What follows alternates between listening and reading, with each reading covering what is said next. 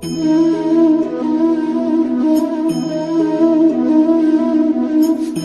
મિત્રો આપણે સ્ટાર્ટ કરીએ અંતઃકોષરસ જળ પછી આગળનું પટલમય તંત્રનું ઘટક જેને આપણે ગોલ્ગીકાય તરીકે ઓળખીએ છીએ. તો સમજીએ ગોલ્ગીકાય શું છે. જો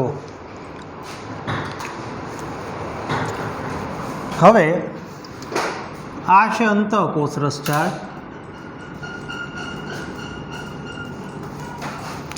હવે હું તમને એમ કહું મિત્રો કે સપોઝ કે આ આખો કોષ છે એ છે બીટા કોષ, સ્વાદુપિંડનો બીટા કોષ છે.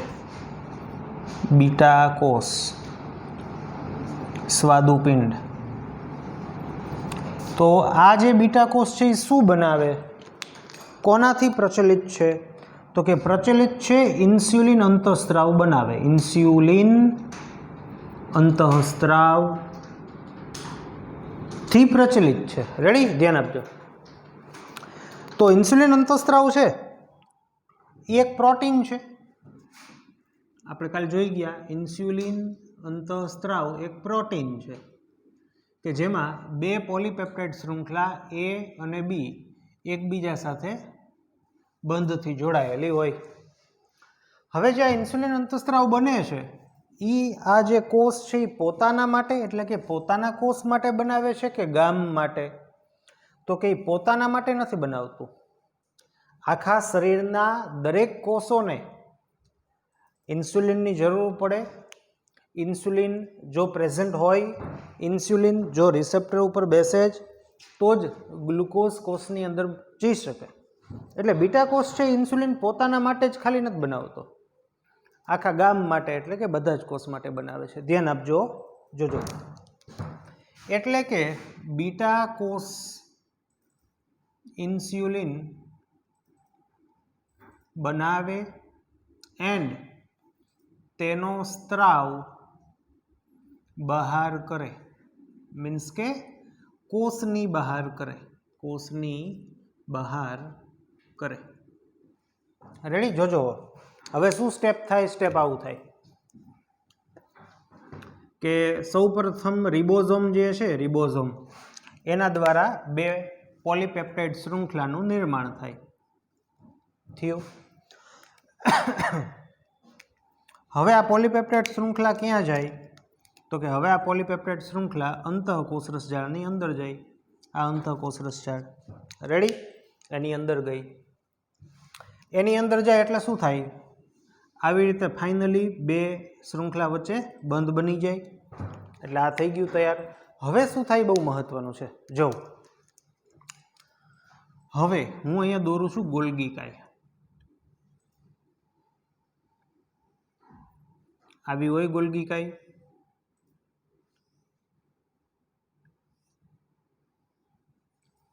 રેડી, ધ્યાન આપજો.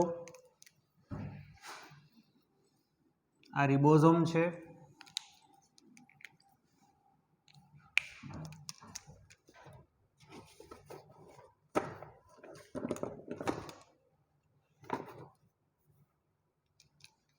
રિબોઝોમમાંથી ઇન્સ્યુલિનની પોલીપેપ્ટાઇડ શૃંખલા A અને B બની. હવે એ ક્યાં જશે? શૃંખલા અંતઃકોષરસ જાળમાં જશે. જ્યાં શું થાય? પોલીપેપ્ટાઇડ શૃંખલા વચ્ચે બંધ બને એટલે આવા સ્વરૂપની નીકળે બહાર. વચ્ચે બંધ બની ગયું હોય. રેડી, ચાલો. પણ આ જે ઇન્સ્યુલિનનો અણુ બને છે, આ ઇન્સ્યુલિનનો અણુ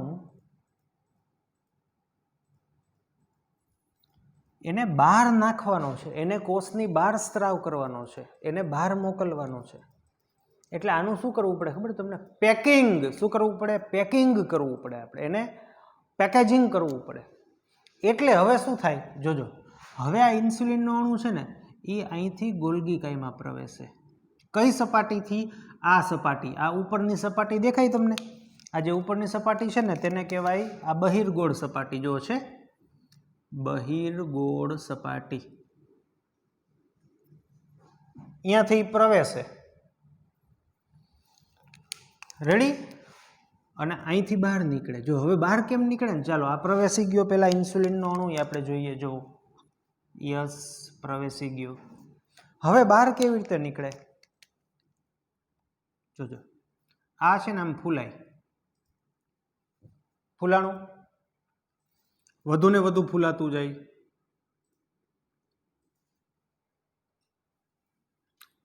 હવે આ જે ઇન્સ્યુલિન છે ને આ પુટિકા હોય ને એની અંદર આવતું રહીએ. હવે હું ખાલી ટપકા સ્વરૂપે દર્શાવું છું. ચાલો આ ઇન્સ્યુલિનના અણુઓ રેડી.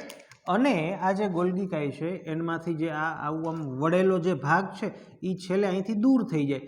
એટલે જો આ આવું નાનું નાનું ગોળ ગોળ છે ને અહીંથી દૂર થઈ ગયું.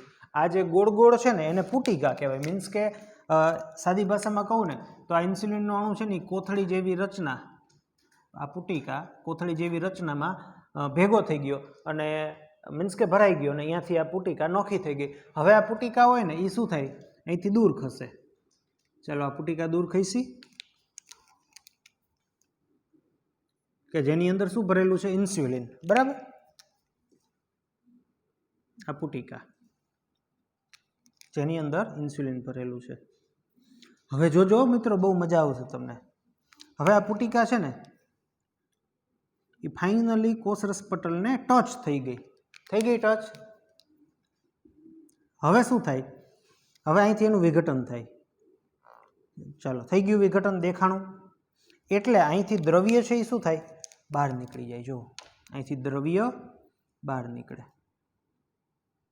અથવા તો આ ઇન્સ્યુલિન છે એ બહાર નીકળી ગયું. હવે શું થાય તો હવે આ પુટિકા છે ને ધીમે ધીમે ધીમે ચાલો આ નીકળી ગયું.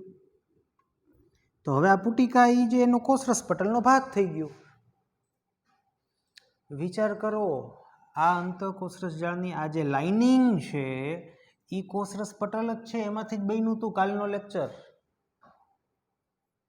કે કોષરસ પટલ છે એમાંથી જ અંતઃકોષરસ જાળ, એમાંથી જ ગોલ્ગી કાય, એમાંથી જ આવી પુટિકાઓ બને. જો થઈ ગયું. એટલે ગોલ્ગી કાયનું કામ શું થયું કે જે દ્રવ્યનો કોષની બહાર આપણે સ્ત્રાવ કરવાનો છે એનું પેકેજિંગ કરે. શું કરે? પેકેજિંગ કરે. એટલે અંતઃકોષરસ જાળ છે ને એમાં આ દ્રવ્ય બેયનું હવે પેકેજિંગ માટે ક્યાં જાય? ગોલ્ગી કાયમાં આવે. તો આ બેયનું કામ જો ઇન્ટરકનેક્ટેડ છે કે નહીં, કે અહીંયા વસ્તુ બની હવે પેકેજિંગ ગોલ્ગી કાયમાં થાય. રેડી? ચાલો આગળ વધીએ આપણે આમાં.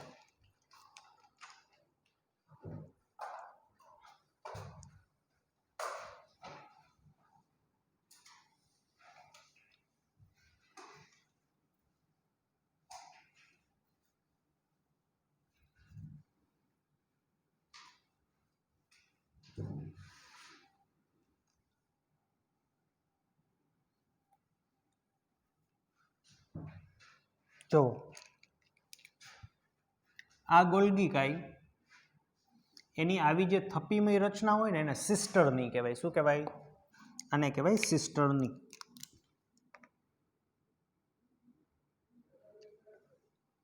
જેનો વ્યાસ 0.5 થી 1 માઇક્રો 0.5 to 1.0 માઇક્રોમીટર જેટલો આપણને જોવા મળે. જે આ બહિર્ગોળ સપાટી છે ને, બહિર્ગોળ સપાટી એનું બીજું નામ છે સીસ, અથવા એનું ત્રીજું નામ છે નિર્માણકારી સપાટી.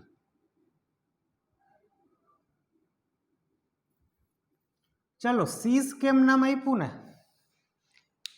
એ તો તમે કેમેસ્ટ્રી ભણશો એટલે સીસ અને ટ્રાન્સ એવું આવશે એટલે એને આધારે તમને ખ્યાલ આવશે કે શું કામ સીસ આપ્યું. પણ આ શું કામ આપ્યું એ તો આપણે અત્યારે જ જાણી શકીએ. તો આ જે સપાટી એને નિર્માણકારી કેમ કીધું? તો કે આ સપાટીએથી દ્રવ્ય પ્રવેશશે અને એનું કંઈક નિર્માણ એટલે કે એમાં કંઈક ફેરફાર થશે. જ્યારે આ જે સપાટી છે ને અંદરની સપાટી, જો આ સપાટી એનું નામ છે અંતર્ગોળ સપાટી અથવા સીસ છે, તો આ છે ટ્રાન્સ સપાટી. આમ તો સીસ અને ટ્રાન્સ એટલે એકબીજાથી વિરુદ્ધ રચના, પણ હું બોલું છું એમાં નહીં અત્યારે ખ્યાલ આવે. અથવા પરિપક્વન સપાટી. પરિપક્વન કેમ? તો કે આ તે સપાટી છે કે જ્યાંથી દ્રવ્ય પરિપક્વ થઈને આવી રીતે પુટિકાઓ સ્વરૂપે બહાર નીકળે. એટલે આને પરિપક્વન સપાટી કહેવાય. આને નિર્માણકારી કેમ? તો કે નિર્માણકારી કંઈક થવા માટે, કંઈક ચેન્જીસ થવા માટે દ્રવ્ય જે છે અંદર પ્રવેશે છે. તો આ સિસ્ટરની ઘણી બધી સિસ્ટરની હોય. નિયરલી 1898 ની અંદર કેમિલો ગોલ્ગીએ આની શોધ કરી કે કોષ કેન્દ્રની નજીક એક ઘટ રીતે અભિરંજિત થતી, અભિરંજિત એટલે આને કલર કર્યો હોય તો અહીંયા સાહેબે, તો એના ઉપરથી જેને કહેવાય કે ગોલ્ગી કાઈ એવી આનું નામ પડ્યું છે. રેડી? હવે સાંભળજો તમે. તો ગોલ્ગી કાઈ છે એનું કાર્ય શું થયું? ગોલ્ગી કાઈનું કાર્ય શું? પહેલું કાર્ય, કોષની બહાર જે દ્રવ્યનો સ્ત્રાવ કરવાનો હોય તે દ્રવ્યનું પેકેજિંગ કરે. શેમાં પેક કરે? એલ્યુમિનિયમ ફોઇલમાં, પ્લાસ્ટિકમાં, લોઢાના બોક્સમાં? નો, આવી પુટિકા સ્વરૂપે પુટિકામાં પેકેજિંગ કરે. પછી શું ફાયદો? તો કે પછી આ જે પુટિકા હોય ને એ કોષરસ પટલની નજીક જાય, ત્યાં જઈને તૂટે અને દ્રવ્ય છે એ બહાર નીકળી જાય. આને એક્સોસાઇટોસિસ પ્રક્રિયા કહેવાય. ચાલો, તો પેલું આ કમ્પ્લીટ. ચાલો બીજું કાર્ય કહું ગોલ્ગી કાઈનું.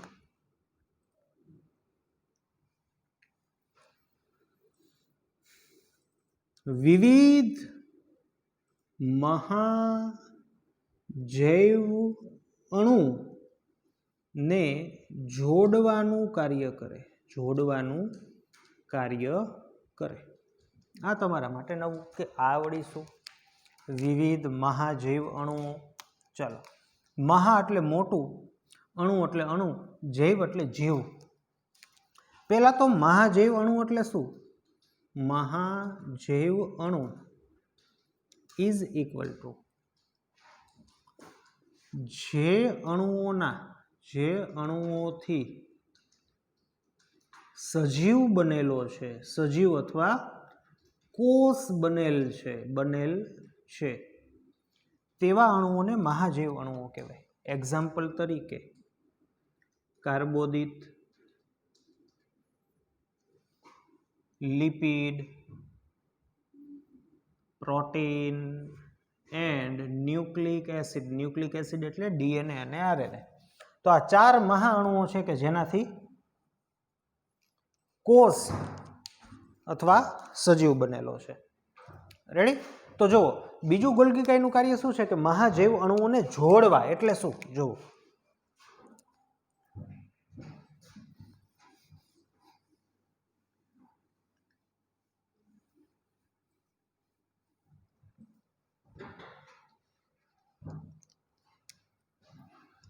ધારો કે કાર્બોદિત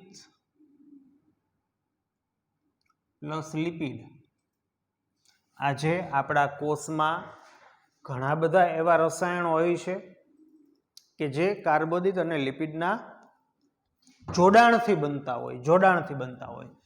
તો આવું જે રસાયણ હોય કે જે કાર્બોદિત અને લિપિડ સાથે જોડાણથી બને એને ગ્લાયકોલિપિડ કહેવાય.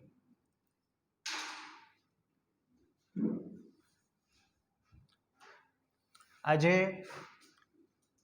કાર્બોદિત પ્લસ પ્રોટીન, ઘણા બધા એવા રસાયણ છે કે જે કાર્બોદિત અને પ્રોટીનના જોડાવાથી બનતા હોય તો એને ગ્લાયકોપ્રોટીન કહેવાય.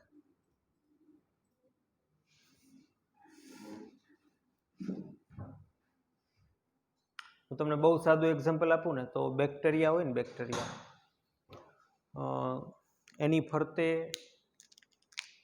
નહીં, આપણા શરીરમાં જે શ્લેષ્મ હોય ને, અન્ન માર્ગ છે અથવા તો શ્વસન માર્ગ છે, એની ઉપરની સપાટી ઉપર ચિકાસયુક્ત દ્રવ્ય જેને આપણે શ્લેષ્મ કહીએ, તો એ એક પ્રકારનું ગ્લાયકોપ્રોટીન છે. ચાલો આગળ. લિપિડ, અમુક રસાયણો, અમુક દ્રવ્યો એવા છે કે જે લિપિડ અને પ્રોટીનના જોડાવાથી બને છે, તેને લિપોપ્રોટીન કહેવાય. લિપોપ્રોટીન.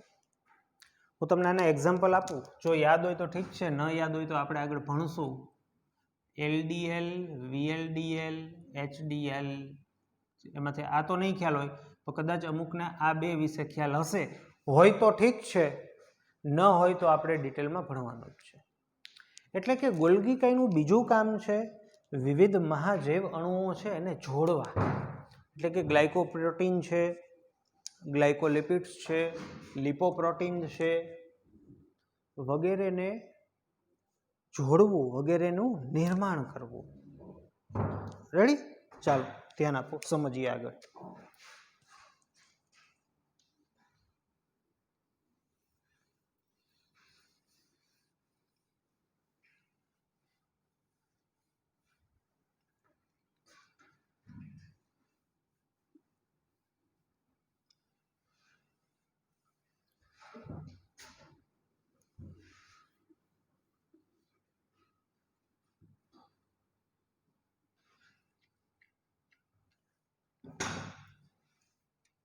હવે બીજી વાત જો,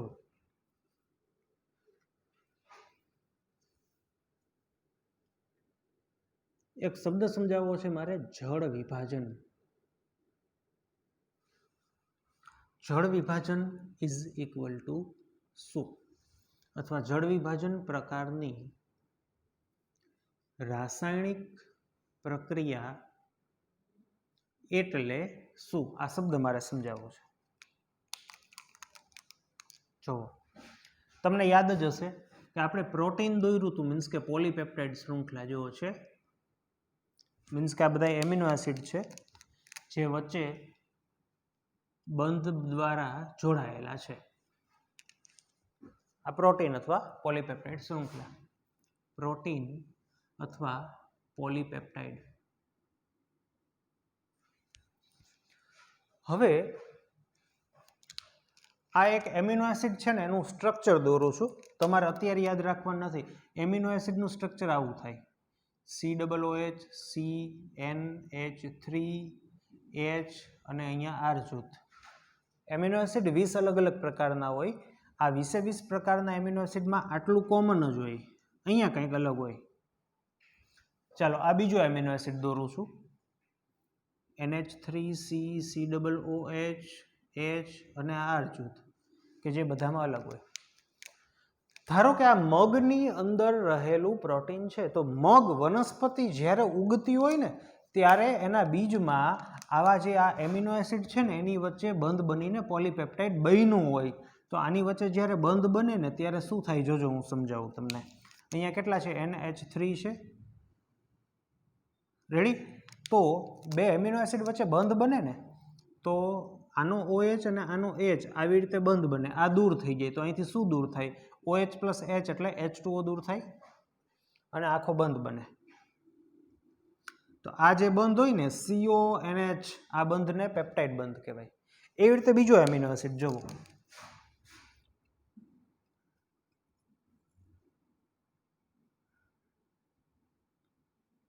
રેડી?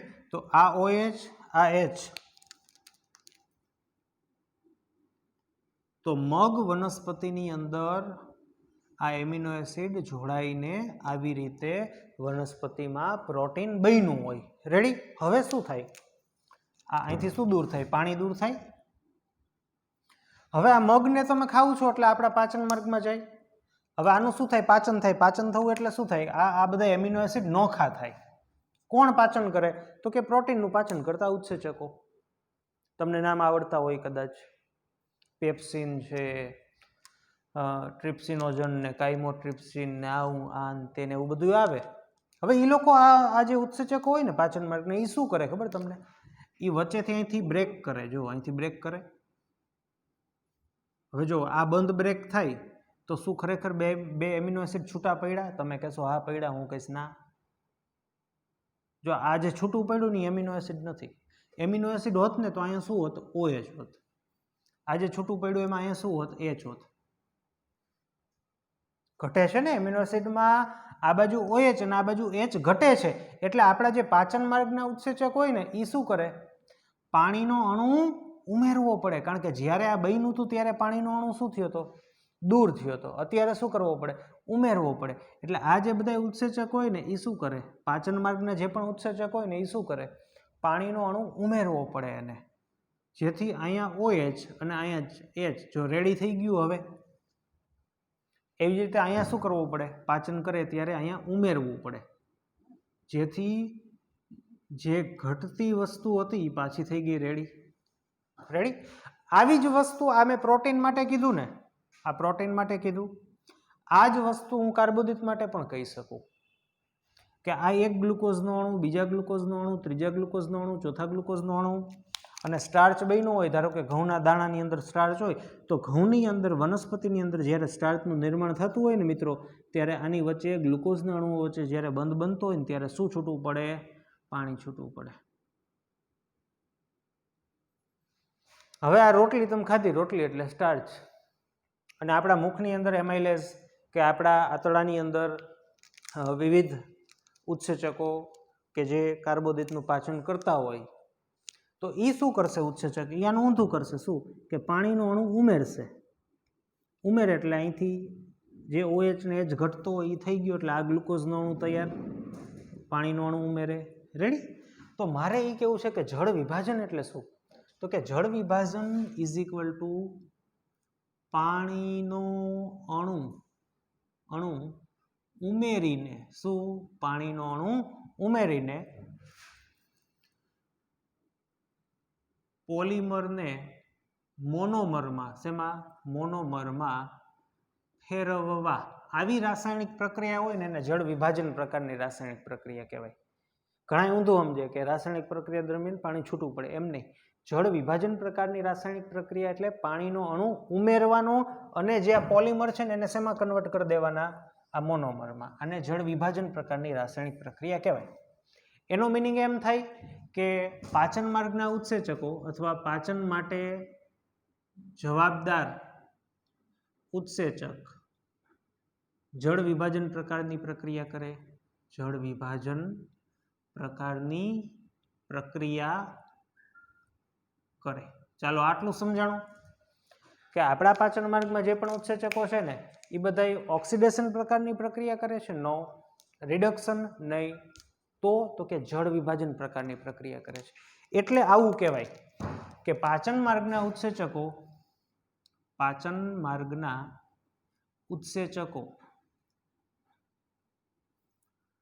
જળ વિભાજન પ્રેરતા